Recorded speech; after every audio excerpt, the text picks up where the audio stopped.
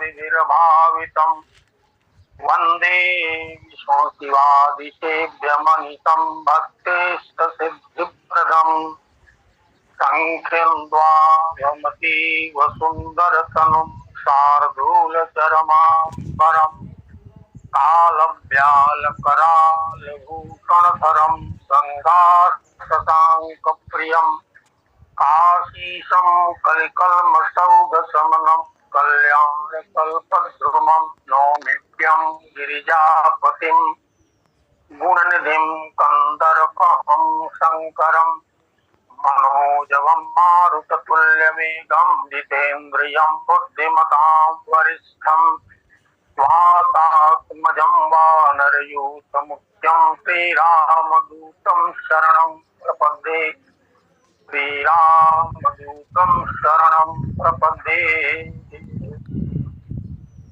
भगवान की अमृतमयी कथा गंगा में अपने मन को स्नान करने के लिए दृश्य और अदृश्य जगत के सभी जीवात्माओं को मेरा सादर नमन है, जो इस मोबाइल के माध्यम से मनीषीगण अपने अपने घर पे बैठकर कथा सुनने को हैं। उनसे मेरी विनती है कि आप शरीर का विषय न समझकर ये आत्मा का विषय है, आत्मा का भोजन, ये मस्तिष्क खेल नहीं है, हृदय की तरंगों का खेल है। इसलिए कुछ देर के लिए अपने मन को भगवान की कथा में जोड़ देने की जरूरत। जो भगवान की कथा उसमें जीना वो शब्द का अर्थ नहीं है, उसमें जीने की कोशिश करनी चाहिए। जैसे रेनकोट पहन करके अगर हम स्नान करें गंगा जी में, एक बूंद पानी शरीर पर नहीं लगेगा। और 1 घंटा के बाद निकले और सबसे कहें देखो मैं 1 घंटा तक रहा, एक बूंद पानी शरीर में नहीं लगा, ऐसा न हो। हम सांसारिक रेनकोट उतार कर भगवान की कथा सुने। जो ज्ञान का बोझ है, दंभ का बोझ है, उसको कुछ देर के लिए अलग कर लें, हटा लें, क्योंकि बोझिल होकर भगवान की कथा न सुनी जाती है न कही जाती। आप लोग तो मनीषी हैं, देश के कोने कोने में धूम मचाने वाले लोग हैं। आप लोगों को क्या करना है, केवल सतर्क और सचेत कर दिया जा रहा है, क्योंकि कभी कभी डेविएशन हो जाया करता बिना किसी भूमिका के। जो प्रसंग दिया गया है चित्रकूट में, अपने भाई से अनन्य प्रेम करने वाले भरतलाल जी उपस्थित, अभी जनक जी नहीं आए। जो मिला है विषय 264 नंबर का दोहा अयोध्या कांड का, पढ़ने को 2 लाइन का, लेकिन इसमें सारी बातें भरी पड़ी। वो जीने की कला है। देखिए आदर्श जो है, ध्यान से सुनेंगे, कोई भी आदर्श, कोई चाहे कि 100% हम जीवन में उतार लें तो संभव नहीं। उसको हम पीछा करके कुछ प्राप्त कर सकते हैं, कुछ अपने में सुधार कर सकते हैं। एक कार्नो नाम का वैज्ञानिक हुआ, कार्नो, CARNO, उसने कल्पना का इंजन बनाया, आदर्श इंजन। सब आदर्श मान लिया, ये भी मान लिया सही, ये भी मान लिया सही, ये भी मान लिया सही। जब उसकी दशा निकाला वो तो 100% नहीं आया, 80% आया। तो उसने घोषित कर दिया कि किसी भी इंजन की दक्षता 100% नहीं हो सकती है। बस यही ध्यान देना। हमारा रामचरितमानस जो है ना, ये आदर्श जीवन जीने का दस्तावेज है। जीवन में कहीं तकलीफ हो रही हो, इसमें झांकिए तो विवेकानंद अपने गुरुजी से, रामकृष्ण परमहंस से बड़ी बढ़िया बात बतलाने जा रहे हैं। कथा तो होती है, बहुत बढ़िया बात। उन्होंने कहा, गुरुजी लोग धर्म ग्रंथों का अध्ययन करते हैं, कितने लोगों को गीता याद हो गया है, श्रीमद् भागवत याद हो गया है, वाल्मीकि रामायण याद हो गया है, मंदिरों में जाकर के रात दिन माथा टेक रहे हैं, मस्जिद में जा रहे हैं, गिरजाघर में जा रहे हैं, गुरुद्वारा में जा रहे हैं, अपने अपने धर्म, अपनी अपनी प्रवृत्ति के अनुसार। लेकिन गुरुजी सबके ललाट पर चिंता की रेखाएं मैं देख रहा हूं। कोई सुखी नहीं है, कोई आनंदित नहीं। क्या कारण है? उस कारण का समाधान देखें, हो सके तो हम सुधार दें। बस यही है कथा। रामकृष्ण परमहंस ने कहा कि विवेकानंद, उसका सबसे बड़ा कारण है कि जिस परमात्मा को हृदय में बसाना चाहिए, संसार के लोग उसको बाहर बताएं। मंदिर में, मस्जिद में, गिरजाघर में, गुरुद्वारा में झांकते, वहां जाने से कंसंट्रेशन बढ़ता, अंदर झांकने की ताकत आती है। लेकिन लोग क्या करते हैं, अभ्यास कर लिए हैं, वो जिसको अंदर रखना चाहिए उसको बाहर रखे हैं, और जो दुख देने वाली चीजें हैं, संसार, संसार का दूसरा ही नाम है, दूसरा नाम है दुख का घर। तन मद कुल मद तरुणी को मद भव मद प्रभु विसरायो, रे मन जगत जानी पति आयो। उसी को हम लोग अंदर रखें, बस दुख का यही कारण है। यहाँ प्रभु को रखिए। ये संसार सरक रहा है, जो सरक रहा है वह हमको सुख दे ही नहीं। एक क्षण के लिए सुख देगा, उसी के बराबर दुख भी देने को तैयार है। इसलिए कथा सुना जाए, बस एक लाइन यही है, उसको अंदर रखिए। कण कण के संकलन से, ध्यान देंगे, एक एक कण के टूटने से पृथ्वी बनी है, सूर्य बना है, चंद्रमा बना है, आकाश गंगाएं बनी है। तो कितना बड़ा खिलाड़ी है, कितने बड़े सूरज में आग डाल दिया, चंद्रमा में शीतलता डाल दिया। कितना बड़ा खिलाड़ी वो परम पिता परमेश्वर है, उसकी व्याख्या हम कितना करेंगे? केवल भजने की जरूरत। और कण कण का जो संकलन है उससे ब्रह्मांड बनता है, और कण के विखंडन से ब्रह्मांड नष्ट है। ये जो भरतलाल जी है, ये भाई के प्रति इतना प्रेम इनका है, समाज के प्रति इतना प्रेम है, अपने परिवार, पुरजन, परिजन के प्रति इतना प्रेम है, उस प्रेम को शब्दों में कहा नहीं जा सकता। हम भी वैसा हो सकते हैं, कुछ कर सकते हैं, 4 कदम चल, लेकिन हम करने को तैयार नहीं। कहने को तो तैयार है, लेकिन करने को तैयार नहीं। भरत चरित्र हम तबीयत से सुनते, हमारे बहुत से शिष्य भी हैं, मित्र भी हैं। भरत चरित्र सुनते हैं, कहते हैं बड़ा आनंद आ रहा है, और भाई से बोलचाल नहीं, भाई से मुकदमा हाई कोर्ट में चल रहा। ये कौन सा चरित्र हम सुन रहे हैं? क्या कर रहे हैं? इसको धोखा दे रहे हैं, अपने को बदलना पड़ेगा। तो भरतलाल जी पहले इस दोहे का अर्थ समझ लें। जब भरतलाल जी वहां पहुंच गए, पूरा समाज पहुंच गया, माताएं पहुंच गई, दरबार लगा, अभी जनक जी नहीं आए हैं।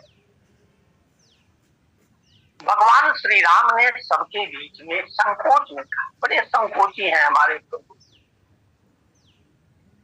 भरतलाल जी से कह रहे हैं, हे भरत भैया, तुम मन में प्रसन्नता लाओ, किसी भी कारण से मन में दुख नहीं होना चाहिए, कंडीशन है। मन प्रसन्न कर, ऐसा न हो कि कुछ मांग लिए तो और चले गए, अयोध्या में जाने के बाद कह दिए तो गड़बड़ हो गया, मैंने अपूर्ण मांगा, पूर्ण नहीं मांगा। हम लोग भी परमात्मा के दरबार में जाते हैं, समुद्र के किनारे चले गए, एक लोटा पानी उससे मांगेंगे? रत्न का भंडार है, जल का भंडार है, 14 रत्न उसमें से निकले हैं, तो ऐसा कुछ मांगे जिससे हमारा शाश्वत लाभ है। एक लोटा पानी मांगेंगे तो पानी भी अगर फूटा हुआ लोटा है तो बह जाए। तो भगवान श्री राम कह रहे हैं कि मन प्रसन्न करी सकुच तजी, ये भी संकोची वो भी संकोची, दोनों भाई। कहु करऊं सुवाज सत्य संधर रघुवर वचन, तो निभा सुखी समाज। जब भगवान श्री राम ने यह बात कही, उसकी प्रतिक्रिया हुई। प्रतिक्रिया पहले देवताओं को, आकाश मंडल में देवता, देवता किसे कहते हैं? क्या आध्यात्मिक जगत की कथा है। देवता उसे कहते हैं जो दूसरों को देता है, लेता नहीं है, देता है। और जो देवताओं को भी देता है उसको महादेव कहते हैं। और शुक्रवार भी जो दूसरे को देता है उसे देव, और जो देव को भी देता है उसे महादेव। तो देवता कौन है? वायु है, अग्नि है, इत्यादि इत्यादि। उसके नायक कौन है? इंद्र है। गुरु कौन है? बृहस्पति है। इंद्र देवता घबरा जाते हैं कि तो हम लोगों का बना बनाया काम बिगड़ने वाला है, गुरु जी कुछ मदद करिए, बात बिगड़ने जा रही है। क्योंकि भरत जो कह देंगे प्रभु श्री राम वो मान लेंगे, तो भरत की बात को टाल नहीं सकते। तो गुरु बृहस्पति ने 2 उदाहरण दिया। उन्होंने कहा कि देखो, भरतलाल जी जो है भगवान के अनन्य भक्त, और माया पति सेवक सन माया करे तो उलट फरई खपरई खगराया। मायापति के भक्तों के साथ जो छेड़खानी करता है उसका रिएक्शन होता है, उसी का नुकसान हो जाता है। इसलिए भरतलाल जी को जब टच करोगे, डिस्टर्ब करोगे, वही अम्बरीश दुर्वासा की घटना होगी। अम्बरीश की कथा आप सब जानते हैं। एकादशी व्रत थे, भगवान श्री राम के पुरखा। एकादशी व्रत के बाद पारण का समय था, दुर्वासा जी आ गए थे, स्नान करने गए, आने में लेट हो गया। पंडित जी ने कहा कि पारण का समय बीत रहा है, तो जो चरणामृत था वही थोड़ा सा ले लिया उन्होंने। उसी समय, लेते समय ही दुर्वासा जी पहुंच गए, बेहद नाराज हुए, कृत्या राक्षसी को प्रकट किए, क्या किए। लेकिन ये तो हाथ जोड़े, कोई डर नहीं, महाराज जी मैंने कोई गलती ही नहीं किया है। यह नहीं कह रहे हैं आपकी गलती, अपनी गलती, मैंने कोई गलती नहीं किया है।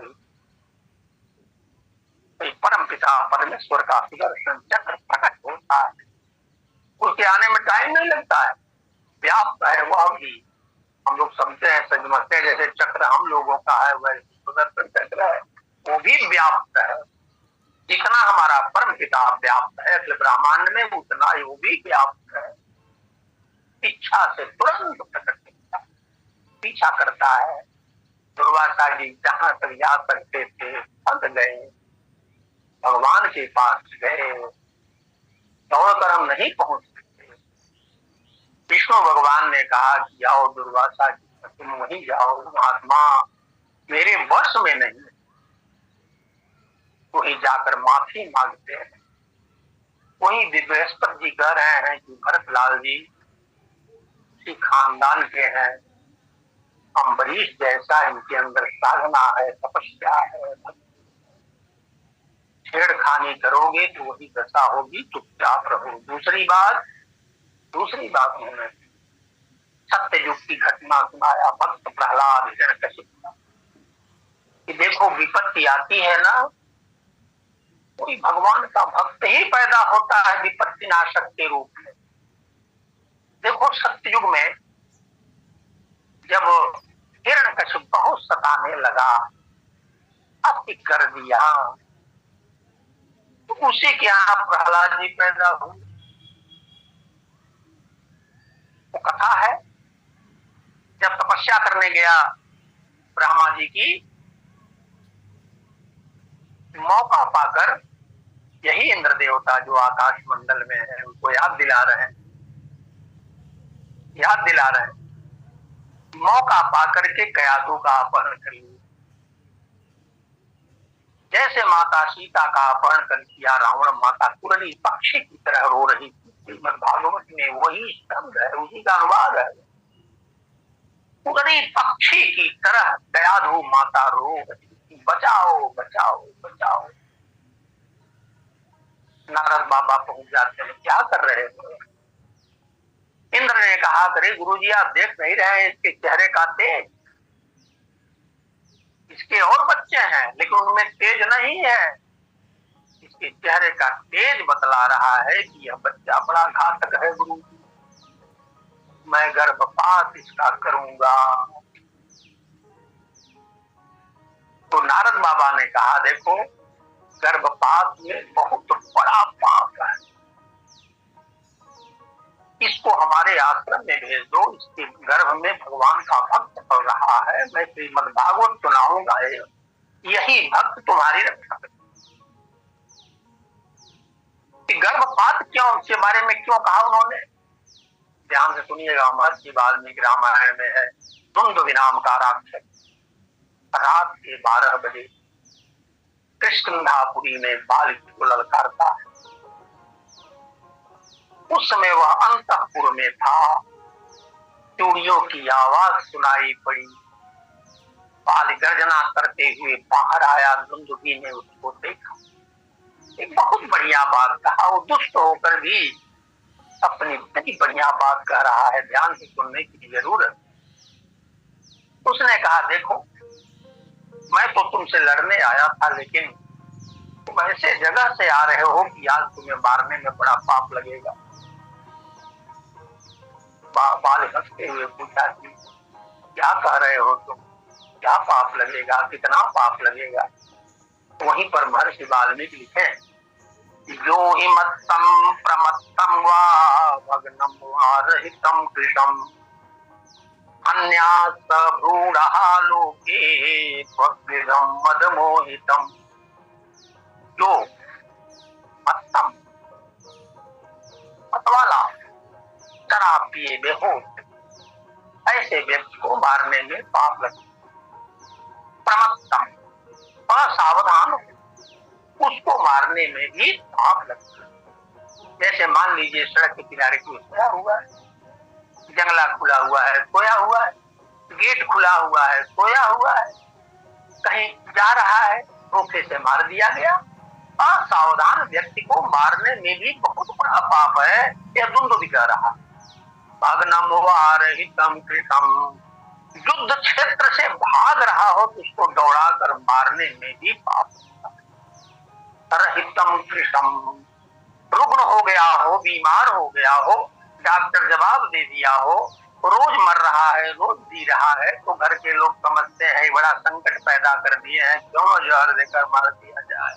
धुंध कह रहा है बहुत बड़ा पाप है। अन्यास भ्रूणहा लोके त्वद्विधम मोहितम। और तुम जैसे पुरुष हो, आज की परिस्थिति से तुम जैसे आए हो, ऐसे व्यक्ति को मारने में भी बहुत बड़ा पाप लगता है। जानते हो कितना बड़ा पाप लगता है? अन्यास भ्रूणहा लोके, यह आदर्श पाप है, इससे बड़ा पाप कोई। गर्भ में बच्चा है, उसकी हत्या करा दिया गया इसलिए कि लड़की है, तो पाप जो है दिखलाई नहीं पड़ता है, बहुत बड़ा तहस नहस करने की क्रिया है। धीरे धीरे इकट्ठा हो, समूल नष्ट कर देगा। जैसे नदी तट का वृक्ष, जैसे चमड़े की थैली हवा भरने से फूल जाती है ना, उसी तरह से पापी व्यक्ति भी पाप से फूल जाता है। और जब फूलने लगता है पाप से, तो धार्मिक कार्यों में उसकी प्रवृत्ति नहीं होती, अंत में उसी तरह नष्ट हो जाता है जैसे नदी तट का वृक्ष जड़ सहित उखड़कर नदी में बह जाता है।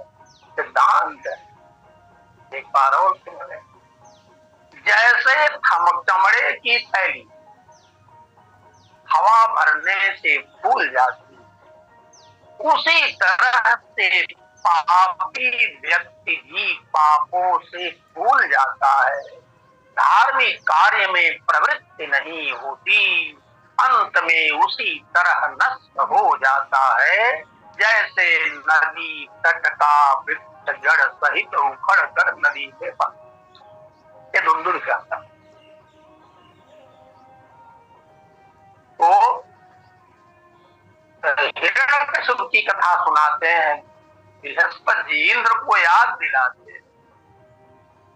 हिरण्यकशिपु अपने पुत्र को बहुत परेशान किया कि भगवान का भजन न करे, अवरेव दिशा में चले। अवरेव माने जो सही दिशा होनी चाहिए उसके विपरीत, उसको अवरेव कहते।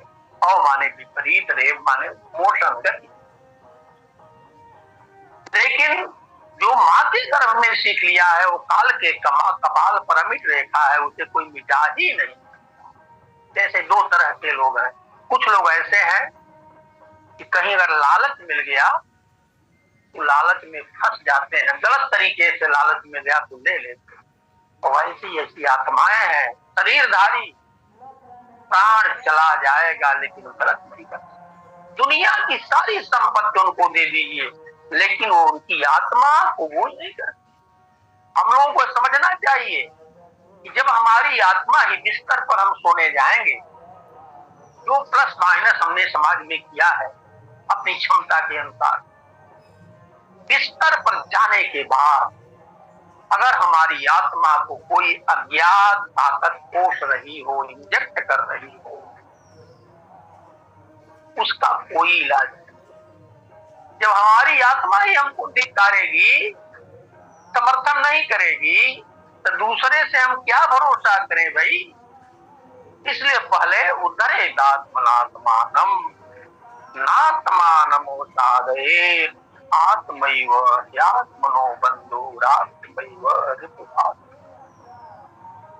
तो बृहस्पति जी कह रहे हैं कि लेट हुआ, विलंब हुआ, संत महात्माओं को, देवताओं को कष्ट हुआ, तुमको भी कष्ट हुआ, लेकिन भक्त प्रहलाद जो है पुत्र बनकर आया, सारे कष्ट का निवारण कर दिया। परमात्मा में भरोसा रखो, देखो वह खंभे से परमात्मा को प्रकट कर। एक लाइन की कथा सुन लेना चाहिए, कथा सुनना चाहिए। कभी कभी कोई बात बहुत पसंद आ जाती है, दिल को छू लेती है, परिवर्तन आने लगता है। रोज नहीं आता है, कभी कभी। खंभे में बांध दिया है अपने पुत्र को, हर प्रकार प्रकार के उपाय से थक गया। उसने कहा कि आज तुम्हें कोई बाप अपने पुत्र को नहीं मारता है, लेकिन आज मैं तुम्हें अपने हाथ से मारूंगा। पतला तेरा भगवान कहाँ है, आज मैं देखना चाहता हूं। बड़े सहज भाव में उन्होंने कहा, पिताजी वो दोहा याद करिए, उमा जे राम चरण रत विगत काम मद क्रोध, निज प्रभु मैं देख जगत के ही सन करें विरोध। गहराई में जाए तो यहाँ कोरिलेट करेंगे तब समझ में आएगा। प्रहलाद जी कह रहे हैं, पिताजी कहाँ का भगवान दिखाऊं, जब मेरी नजर आप पर पड़ती है तो उसमें भी मेरा प्रभु दिखता है। काश हम लोगों के अंदर भी ऐसी शक्ति परमात्मा भर गई। आपकी तलवार आपकी गदा को देखता हूँ तो उसमें भी मेरा प्रभु दिखता है। जिस रस्सी से आपने बांध रखा है जब देखता हूँ उसमें भी दिखता है। जिस खंभे में आपने बांधा है उसमें भी दिखता है। कहाँ का भगवान देखना चाहते हैं? तो उसने कहा, इस खंभे में भी तेरा भगवान है। कहे, पिताजी जितना साफ आप मुझे दिख रहे हैं उतना ही साफ मेरा भगवान इस खंभे में दिखता है। हम लोग मूर्तियों में भगवान तो देखते हैं, लेकिन परिवार के सदस्यों में, पड़ोस में, प्राणी मात्र में परमात्मा को देखने की आदत ही तथा इसीलिए है बहुआयामी कल्याण हो समाज का। इसके बाद आप जानते हैं खंभे में प्रहार करता है, उसी में से भगवान उस रूप में प्रकट हुए जिस रूप की आवश्यकता थी। और आप जानते हैं हिरण्यकशिपु का वध किया भगवान ने। उसके बाद लिंग पुराण की कथा, बहुत नाराज हुए भगवान, सब लोग डर गए। उनका हालत देखकर प्रहलाद जी नहीं डरे, हाथ जोड़े खड़े। नारद जी गए विष्णु भगवान ब्रह्म शंकर भगवान के पास, कहे भोलेनाथ ऐसी ऐसी घटना घटी है, आप ही निवारण कर सकते हैं। आज शुक्रवार का दिन है, श्रावण मास है, जिसका देना चाहिए। तो भगवान जो है, भगवान शंकर आते हैं और एक ऐसा पक्षी बनते हैं जिसकी बहुत लंबी पूंछ है, और फिर इनको जो है नृसिंह भगवान को अपनी पूंछ में लपेट कर आकाश में चले जाते, और आकाश में जाकर के अपनी चोंच से इनके हृदय पर चोट करते। दूसरा कोई कर सकता है? क्षमता नहीं। ऐसा करते करते जब नृसिंह भगवान सामने देखते तो उस पक्षी में भूत भावन भगवान शंकर दिखलाई पड़ते। बहुकोटि उपायन करी अनेक, शंभु बिना नहीं हो विवेक। सूत्र को याद करना चाहिए। बहुकोटि उपायन करी अनेक, शंभु बिना नहीं हो विवेक। नृसिंह भगवान जब सामने देखते हैं तब भगवान शंकर कहते हैं कि प्रभु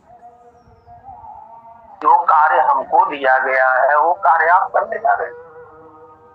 समय से पहले महाविनाश करने जा रहे हैं। आप भक्त प्रहलाद का कल्याण करने आए थे और कल्याण की आड़ में इतना बड़ा अनर्थ करने जा रहे हैं। आपका भक्त देखिए, देवता लोग भी स्तुति किए थे, किसी की बात नहीं। देखिए आपका भक्त प्रहलाद किस तरह से आपकी स्तुति कर रहा है। कोई नृसिंह भगवान जो है जमीन पर आते हैं, प्रहलाद को गोदी में ले लेते हैं, ओठ से जीभ से चाटने लगते। पशु अपने बच्चे से प्यार करता है तो जीव से भक्त प्रहलाद से पूछते हैं, बेटा तेरी क्या इच्छा है, बोलो क्या चाहते। देखिए मुसीबत के क्षणों में भी वो देना सीखते हैं भगवान के भक्त, लेना नहीं। वो चंदन जैसा हमें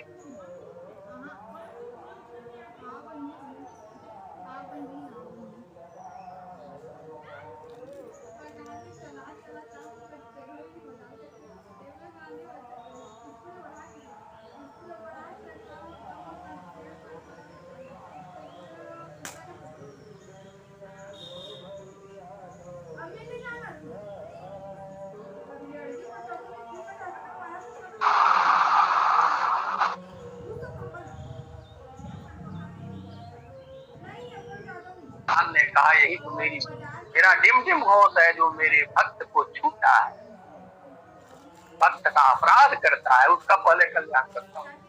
तमाम उदाहरण आप जानते हैं, आगा जानते हैं। इसके बाद राज सिंहासन को बैठाना चाहिए। अभी उम्र कम है प्रहलाद, उस लायक नहीं है, लेकिन उम्र का सवाल नहीं है, सही दशा सही दिशा का निर्धारण समाज का होना चाहिए। तो प्रहलाद जी ने कहा कि प्रभु एक बार आप उस कुर्सी पर बैठ जाइए। नरसिंह भगवान बैठते हैं, प्रहलाद को स्थापित करते हैं, अदृश्य हो जाते हैं। गुरु बृहस्पति कर रहे हैं, कह रहे हैं धीरज धारण करो। 12 बजे रात अगर है तो 6 घंटे बाद ही सवेरा हो। अब ज्यादा इधर उधर मत करो, धीरज धरो, प्रार्थना करो। प्रार्थना में बड़ी ताकत होती है। वही जब भगवान श्री राम ने कहा तो भरत लाल जी ने सबके सामने बात रखी। मन ही मन जरूर कहे होंगे कि भैया आपने मेरे मन को प्रसन्न करने के लिए कहा, संकोच त्यागने के लिए कहा। मेरा अपना मन को प्रसन्न तब होगा जब सभी लोग प्रसन्न होंगे। हम अकेले तो आए नहीं है। मैं जितना भी विकल्प देख रहा हूं उसमें कोई न कोई दुखी हो जा रहा है, प्रकृति भी दुखी हो जा रही है।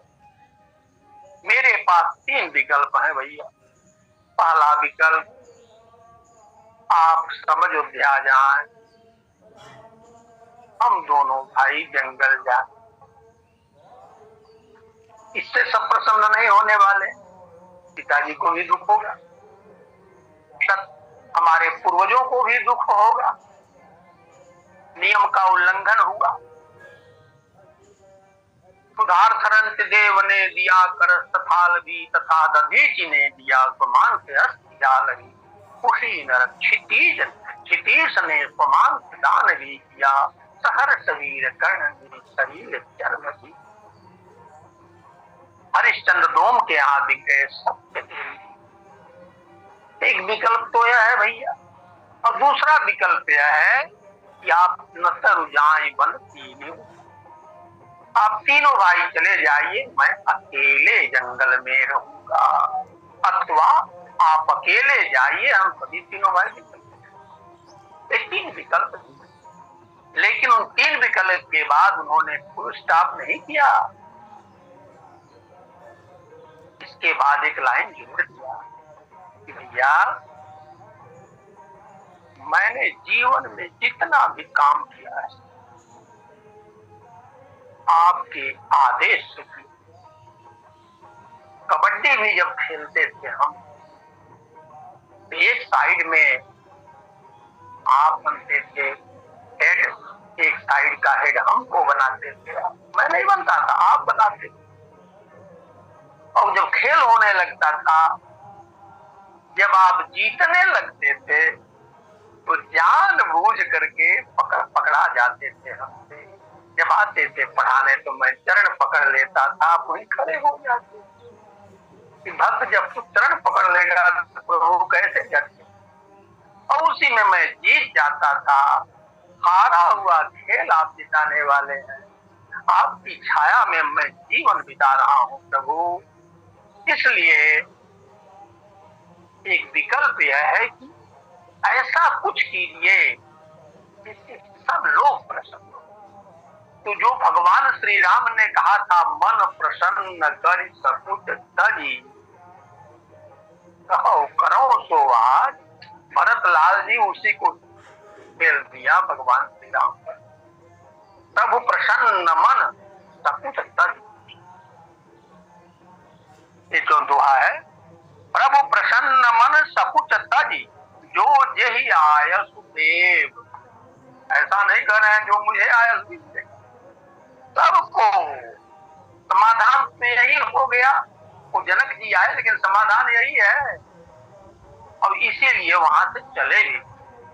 और आप जान लीजिए भरत लाल जी जो आए हैं ना, सारा एजेंडा भगवान श्री राम का बनाया हुआ है, को इनका अपने मन का नहीं है। जब सुमंत जी गए हैं भगवान श्री राम दशरथ जी के पास, टुकड़ा लेकर के खूब रोए हैं, बालक्रंदन किए हैं, बहुत बड़ी विपत्ति है। और हम लोग देखते हैं कि विपत्ति की कथा जो कही जाती है तो उसी में बैठकर लोग चाय पीते हैं। असहज बात मैं कहने जा रहा हूँ, आप लोग अपने अपने को देखें हम क्या कर रहे हैं। असहज की स्थिति में भी चाय पीते हैं और जहां आंसू बहना चाहिए वहां खिलखिलाकर हंसते हैं। ये कथा है। जब तक हम कथा में डूबेंगे नहीं, अपने मन को वहां जोड़ेंगे नहीं, कथा की यात्रा में अपने को शामिल नहीं करेंगे अपने मन को, तब तक न तो आनंद आएगा, न हृदय में परिवर्तन आएगा, न हमारे कार्यकलाप में कोई परिवर्तन आने वाला है। हम लोग अपने को कथा से जोड़ दें, उसी में जिए। और कथा जब कहना हो तो उसमें एक एक वाक्य हमारा अमृत जैसा निकलना चाहिए। एक एक शब्द बहुत कीमती।